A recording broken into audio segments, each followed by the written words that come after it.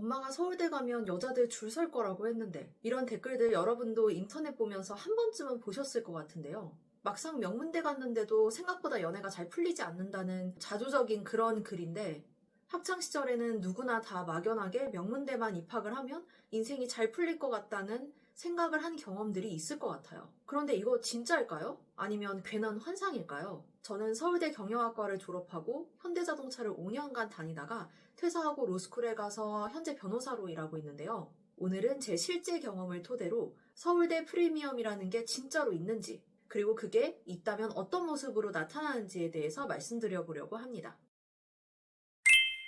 결론부터 먼저 말씀드리자면, 네, 서울대 프리미엄은 확실히 있습니다. 하지만 그게 항상 좋은 쪽으로 작용하는 건 또 아니었어요. 제가 살아오면서 겪은 상황을 솔직하게 말씀드리면 아마 조금 현실적인 그림이 보이실 거예요. 서울대 다닐 때는 남자 동기들이 확실히 연애 프리미엄을 누렸어요. 예를 들어 동기들 다이어리를 보면 진짜 미팅 일정이 빼곡하게 적혀져 있고 어떤 날은 미팅 막 2개, 3개가 겹쳐서 급하게 다른 동기를 대타로 구해서 나가게 하거나 아니면 그 미팅 중에 고르고 있더라고요. 외모가 뛰어나지 않아도 서울대라는 타이틀만으로도 이성이 관심을 보이는 경우도 많았고요.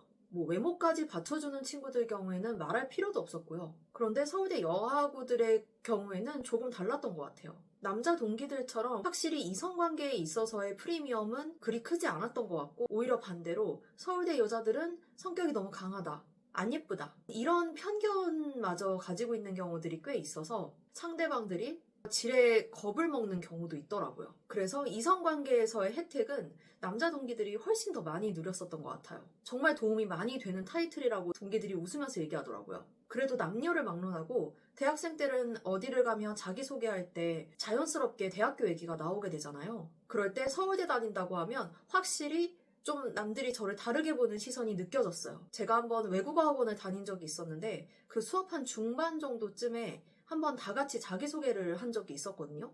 그때 제가 서울대생이라고 하니까 사람이 달라 보인다 이런 말까지 하는 사람들이 있더라고요. 서울대 졸업하고 현대차에 입사해서 5년간 일을 하면서는 서울대라는 학벌이 약간 양날의 검처럼 느껴졌어요. 임원들이나 보수적인 상사분들의 경우에는 학벌을 좀 중요하게 여기는 경향이 있었기 때문에 저에 대해서 제 능력 대비 좀 좋게 평가를 해주시는 부분이 있었고요. 이거는 좋은 학벌이 저에게 줬던 굉장히 큰 장점이었던 것 같아요. 제가 기획조정실까지 갈 수 있었던 것도 다른 것뿐만이 아니라 학벌도 어느 정도 영향을 미쳤다고 생각합니다. 그런데 동시에 이런 반응들도 있었어요. 서울대 경영학과까지 나와서 그냥 일반 직장인을 해? 저는 어느 정도 남의 시선을 좀 의식하는 스타일이다 보니까 이런 주변의 반응들이 제가 현대차를 퇴사하고 로스쿨 가서 변호사를 꿈꾸게 만드는데 어느 정도는 일조를 했다고도 생각합니다. 그리고 저 개인적으로는 학교 다닐 때는 내가 대한민국에서 제일 좋은 학교 다닌다 이런 자부심이 좀 있었는데 막상 회사에 들어오고 나니까 어떤 학교 출신이든지 상관없이 연차 따라서 직급이나 연봉이 다 비슷하잖아요. 그렇다 보니까 내가 그전까지 굉장히 장점이라고 가지고 있었던 걸 여기서는 살리지 못하는 게 아닌가? 사실 이런 생각도 좀 들었었던 것 같아요. 로스쿨에 갔을 때는 다들 똑같이 변시 준비하는 학생 입장이다 보니 서울대 프리미엄? 이런 거를 딱히 생각해 본 적은 없었던 것 같아요. 그래도 대형 로펌 지원하거나 일반적인 로펌들 지원할 때도 로스쿨 학벌뿐만이 아니라 학부학벌도 굉장히 중요하게 봤기 때문에 명문대 프리미엄을 무시할 수는 없더라고요. 그리고 개인적으로는 학벌이 제가 힘든 상황을 견디는 데 있어서 좀 멘탈 자원 같은 게 되어주기도 했어요.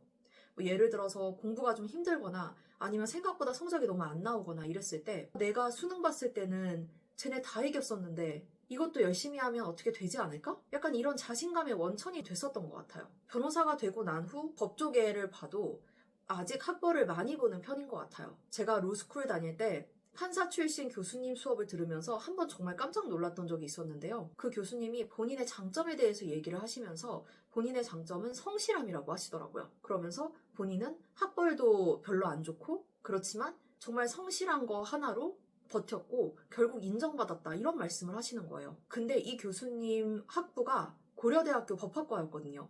저는 처음에는 웃기려고 하신 말씀인 줄 알았는데 아니더라고요. 그분 표정 매우 진지했어요. 물론 이건 법조계에서도 다들 듣고 놀랄 만큼 조금 극단적인 사례이기는 합니다. 제가 실무 수습했던 로펌 대표님은 성균관대 법학과 출신이셨거든요. 근데 그분은 그냥 대놓고 나는 너가 서울대생이라서 좋아 이런 말씀을 농담 반 진담 반으로 하셨을 정도였어요. 그리고 실제로 학부가 뭐 서울대거나 스카이면 뭐 로스쿨 학벌이 그렇게 좋지 않다고 하더라도 약간은 커버되는 측면이 있는 것 같고, 아무래도 주변에 동기들 중에 뭐 판검사나 잘 나가는 또 법조계 친구들이 있다 보니까 이런 것도 좀 든든한 네트워크가 돼주는 것 같아요. 저는 결국 서울대 프리미엄의 가장 큰 장점은 내가 나를 증명할 필요가 없다인 것 같은데요. 내가 똑똑하고 정신이 제대로 박힌 사람이라는 걸 굳이 내가 나서서 증명하지 않아도 된다. 이런 얘기예요. 예전에 어떤 글에서 문신을 하는 거는 개인의 자유지만 문신을 한번 해버리면 그 다음부터는 평생을 나는 성실하고 제대로 된 사람입니다. 이거를 증명하면서 살아내야 된다고 그런 문장을 본 적이 있었어요. 약간 좋은 학벌은 그 반대인 것 같아요. 서울대라는 타이틀 하나가 일종의 포장 효과를 주는 것 같거든요. 저는 공부하거나 일할 때는 굉장히 철두철미한 편인데 평상시에 일상생활을 할 때는 허당이라는 말도 굉장히 많이 듣고요. 일반 상식이라든지 센스, 생활의 지혜 이런 부분이 조금 부족한 편이에요. 근데 한 번은 제가 친구와 대화를 하다가 진짜 일반 상식에서 엄청 벗어난 얘기를 한 적이 있었거든요. 제가 여기서 얘기하기엔 좀 부끄러운데요. 아무튼 그때 그 친구가 제 얘기를 듣더니 자기 방금 정말 학벌의 위대함을 느꼈다고 하더라고요. 만약에 다른 사람이 그런 얘기를 했으면 혀를 끌끌 찼을 텐데 제가 그 말을 하니까 아, 얘는 원래 이런 쓸데없는 거엔 관심이 없구나. 이런 생각이 들더래요. 제가 상식이 없었던 건데 저를 부족한 사람이라고 인식하게 되는 게 아니라 그 상식이 쓸데없는 게 아닌가라는 생각까지 든다고 하더라고요.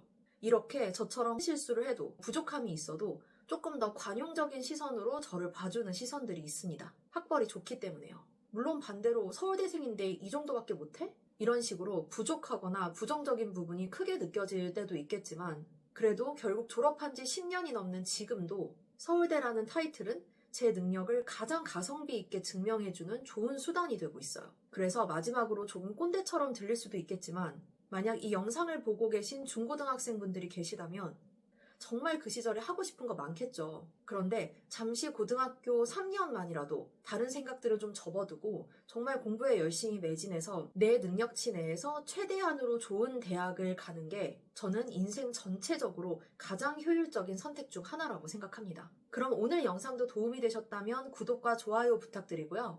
궁금하신 점이 있으시면 언제든지 댓글 달아주세요. 그럼 다음 영상에서 뵐게요.